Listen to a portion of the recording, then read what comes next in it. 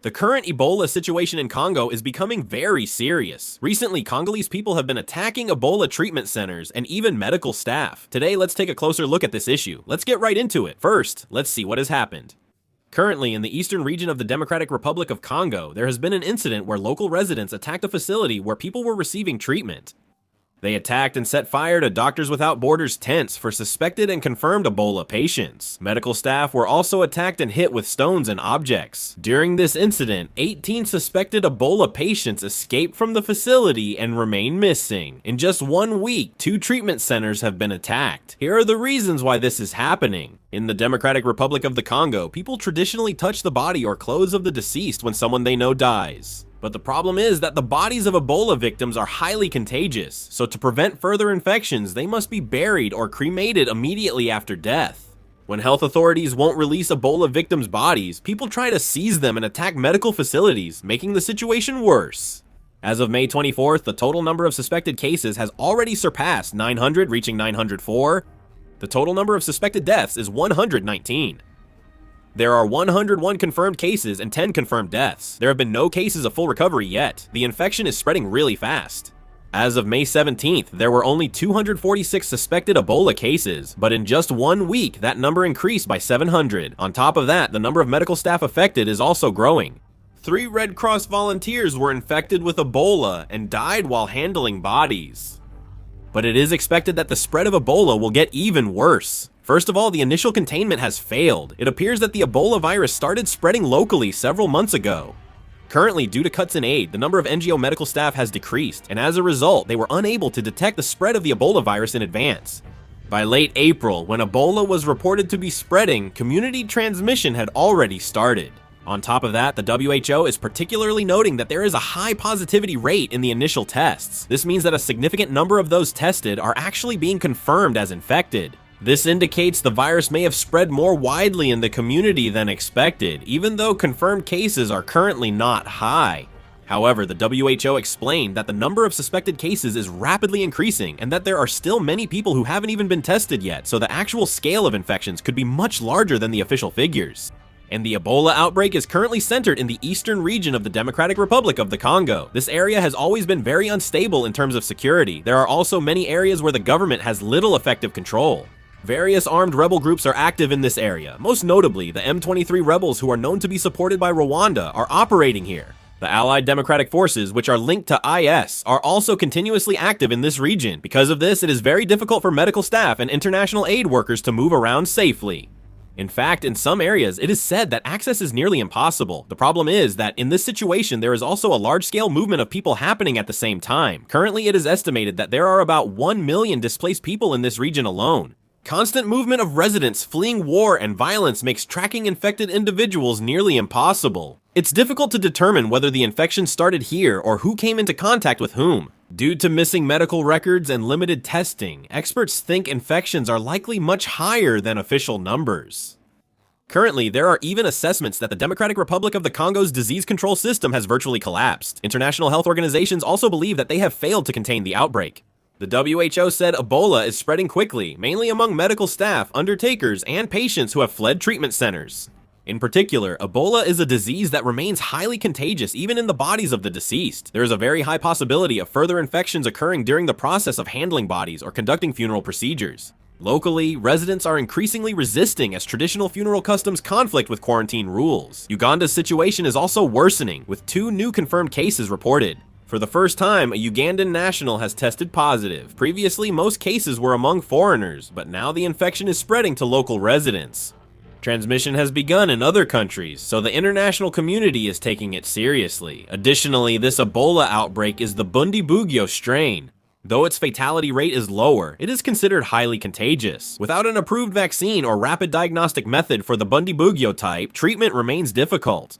Health authorities banned gatherings of 50 or more people to contain the spread, but the local community is resisting these measures. Furthermore, the WHO has raised the Ebola risk level for the Democratic Republic of the Congo from high to very high. The WHO says the chance of a COVID-19-like pandemic remains low, yet countries worldwide are closing their borders. The Africa Centers for Disease Control and Prevention warns that, besides the Democratic Republic of the Congo and Uganda where Ebola is present, 10 nearby countries, including Angola, Burundi, and the Central African Republic, are also at risk. Rwanda has completely closed its borders, and it's not just African countries that are imposing controls. Countries far from Africa have also started implementing restrictions. First, the United States has temporarily suspended issuing visas to foreigners who have visited regions affected by Ebola. Even permanent residents have faced extraordinary measures, with the US blocking their re-entry into the country. The United Kingdom ran a program to monitor travel routes of incoming people.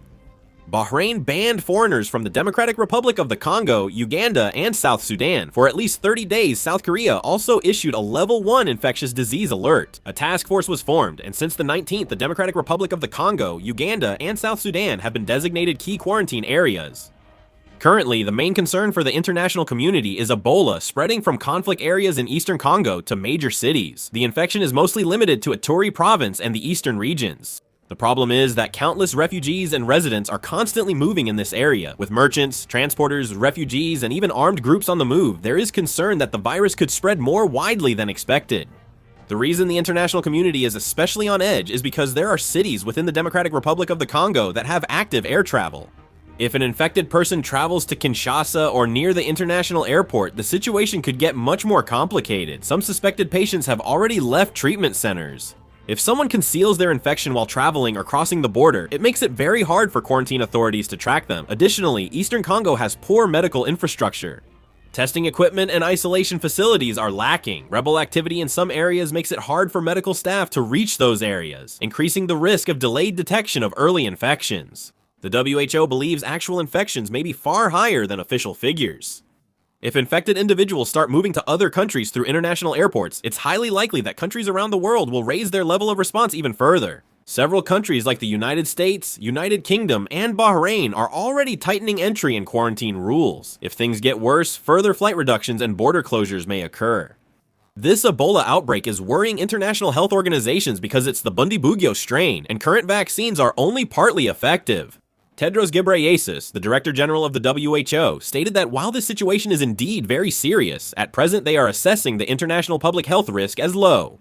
He explained that international health regulations exist to allow joint responses to infectious disease outbreaks. The WHO said it is working with national governments, international organizations, and partners to address the situation. They said their top priorities are treating patients, tracing contacts, identifying travel routes, and preventing further spread.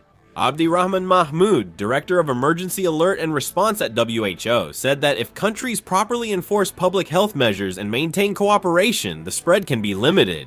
However, the current international atmosphere is much more sensitive than expected. This is because the WHO itself was already a highly controversial organization during the COVID-19 era. The WHO was criticized for relying heavily on information from China during the early COVID-19 stages. They were also criticized for not strongly addressing China's delayed information disclosure and possible initial response failures. Many still argue that especially early in the pandemic, delays in travel restrictions and risk assessments caused many countries to miss the right response window, and that criticism continues to this day. Some countries say they kept quarantine measures low due to WHO announcements, causing infection surges and healthcare system collapses. As a result, WHO's credibility has suffered since COVID-19. There is still a sense in the international community that WHO announcements are not fully trusted. With Ebola and the hantavirus outbreak occurring simultaneously, the WHO is under intense pressure. Since this Ebola outbreak is the Bundibugyo strain with limited vaccine response, there is significant tension within the WHO. If the WHO is able to quickly control this crisis and successfully prevent its spread, there is a possibility that the authority of the International Health Organization, which was shaken after COVID-19, could be partially restored. On the other hand, if the situation is judged to have been mishandled or the response is considered too slow, there is a possibility that the WHO's international credibility could suffer even greater damage.